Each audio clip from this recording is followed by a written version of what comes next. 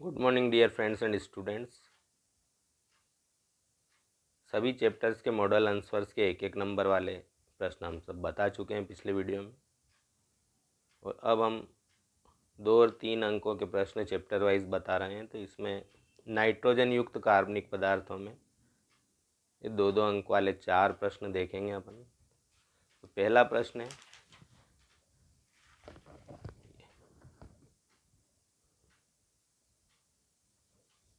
मेथिलअमीन ammonia से प्रबल क्षारकीय क्यों होता है? तो साधारण सी बात है कि अमोनिया में तो एक लोन पेयर ऑफ इलेक्ट्रॉन, एकाकी इलेक्ट्रॉन युग्म होता है, उसके कारण ये लुईस क्षारक होता है। और मेथिल अमीन में मेथिल मूलक भी है जिसमें धनात्मक प्रेरणिक प्रभाव होता है, जिससे नाइट्रोजन पर इलेक्ट्रॉनों का घनत्व और ज़्यादा बढ़ जाता है। तो देख लेते हैं लिखना क्या है। अमोनिया लुईस क्षारक है क्योंकि नाइट्रोजन परमाणु पर एकाकी इलेक्ट्रॉन युग्म पाया जाता है। मेथिल अमीन में मेथिल मूलक धनात्मक प्रेरणिक प्रभाव प्लस आई इफेक्ट दर्शाता है, जिससे नाइट्रोजन परमाणु पर इलेक्ट्रॉन का घनत्व बढ़ जाता है, जिसके कारण यह आसानी से प्रोटॉन H+ आयन ग्रहण कर सकता है। इस कारण मेथिलअमीन अमोनिया से भी अधिक प्रबल क्षारकीय है। तो ये इसका रीज़न होता है।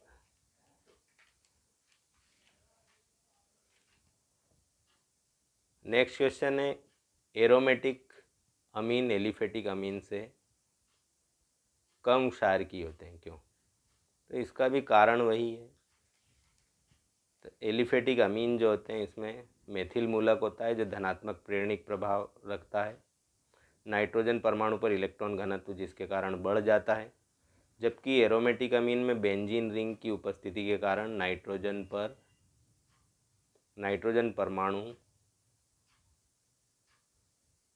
का इलेक्ट्रॉन युग्म बेंजीन रिंग में विस्थापित हो जाता है और मीजोमेरिक प्रभाव के कारण अनुनादी संरचनाओं द्वारा स्थायित्व ग्रहण कर लेता है।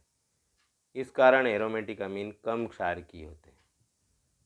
तो इलेक्ट्रॉन पेयर जो होता है वो लोन पेयर ऑफ इलेक्ट्रॉन, वो एलिफेटिक अमीन में आसानी से उपलब्ध होता है, इसलिए ज़्यादा क्षारकीय होता है।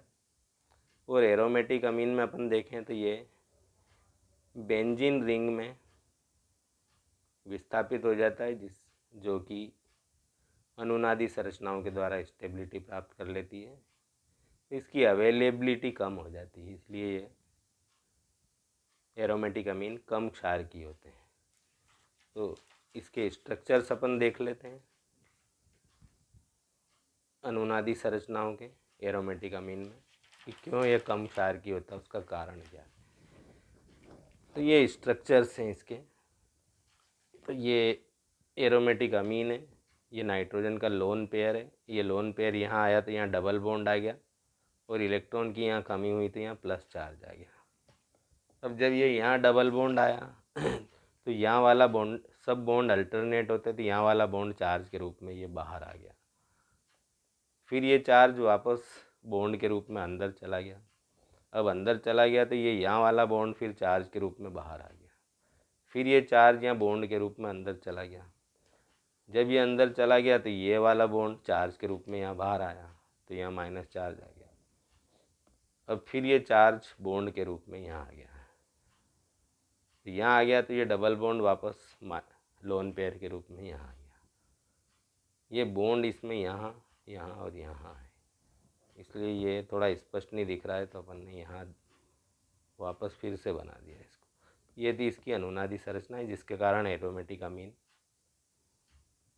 इस लोन पेयर के बेंजीन रिंग में विस्थापन के कारण आसानी से अवेलेबल नहीं हो पाता है, इसलिए ये आसानी से प्रोटॉन को ग्रहण नहीं कर सकता, इसलिए ये कम क्षारीय होता है, जबकि एलिफेटिक अमीन ज़्यादा क्षारीय होते हैं।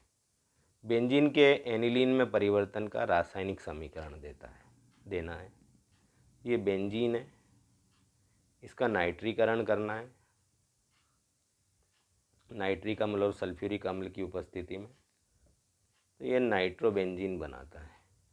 नाइट्रोबेंजीन का जब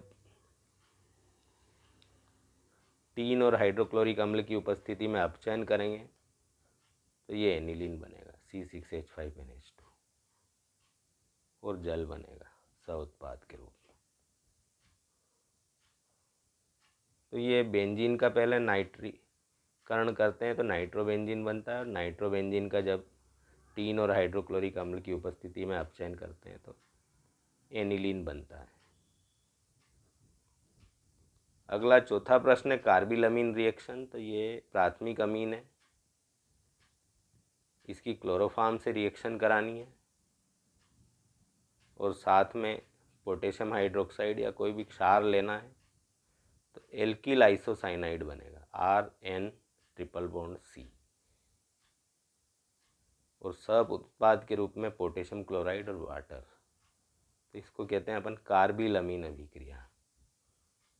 अभिक्रिया में भी अपन देखें तो अमीन और कार्बनिक पदार्थ की क्रिया हो रही है, और बनने वाला पदार्थ जो है उसमें भी अपन देखें तो कार्बन और नाइट्रोजन युक्त पदार्थ है, एल्किल आइसोसाइनाइड, इसलिए अपन इसको कार्बिलमीन अभिक्रिया कहते हैं। प्राथमिक अमीन की क्लोरोफॉर्म और KOH से क्रिया कराएं, एल्किल आइसोसाइनाइड, पोटेशियम क्लोराइड और जल बनता है, इसको कहते हैं अपन कार्बिलमीन अभिक्रिया। तो ये था हमारा चैप्टर 13। चैप्टर 14 नाइट्रोजन युक्त कार्बनिक पदार्थ। चैप्टर 13 नाइट्रोजन युक्त कार्बनिक पदार्थ के 2-2 अंक वाले ये 4 प्रश्न।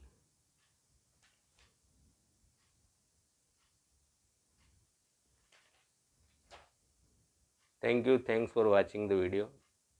वीडियो अच्छा लगे तो लाइक, सब्सक्राइब और अपने साथियों को शेयर करें। अन्य चैप्टर के लिए डिस्क्रिप्शन बॉक्स में लिंक को देखते रहें। Thanks a lot.